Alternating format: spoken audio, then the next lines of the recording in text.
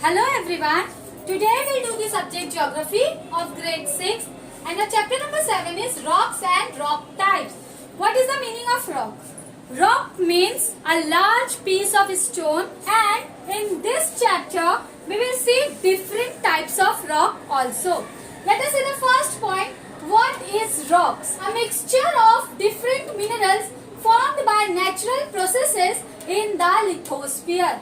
First of all, let us start with spheres. In this world, we have three types of sphere. The first is lithosphere, second is hydrosphere, and the third one is atmosphere. The lands in this world, it comes under lithosphere.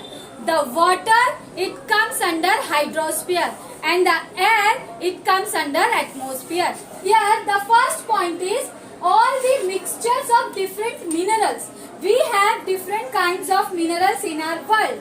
For example, iron, nickel, cobalt, aluminium.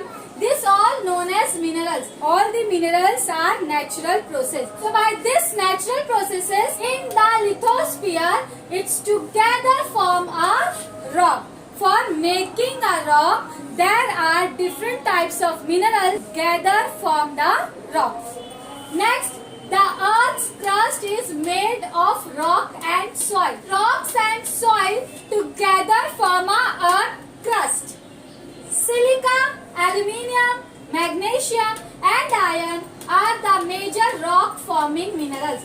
For forming a rock, this silica, aluminium, magnesium and iron are the major minerals.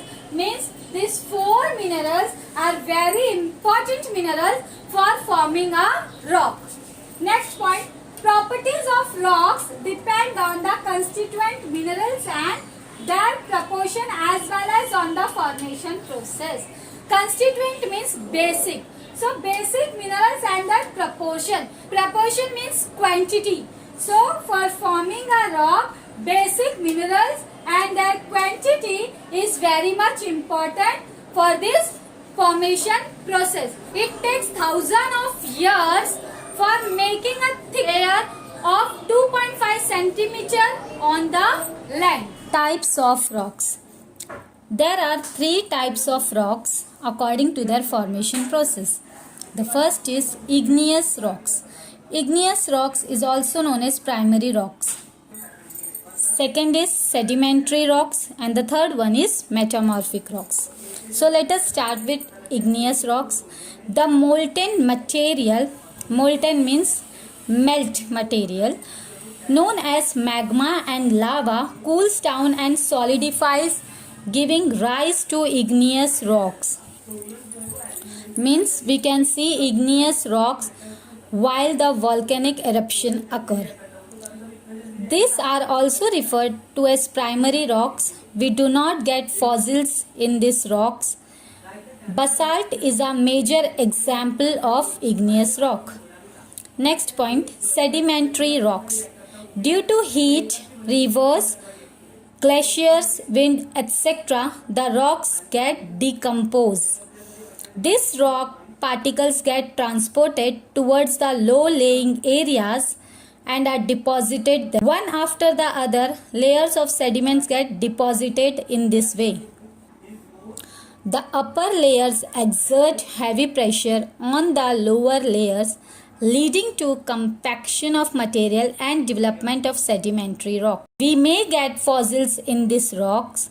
These rocks are generally brittle and lightweight. Brittle means very soft. The examples of sedimentary rocks are sandstone, limestone, shell, corals, etc. Third rock is metamorphic rocks. Due to volcanic activity and other earth movements, the igneous or sedimentary rocks are subjected to tremendous pressure and heat. As its effect, the crystals in the original rocks get recrystallized, metamorphosed, leading to formation of metamorphic rocks. These rocks do not contain fossils. These rocks are heavy and hard, and the examples of metamorphic rocks are gneiss, marble, diamond, slate, etc. Next point is fossils.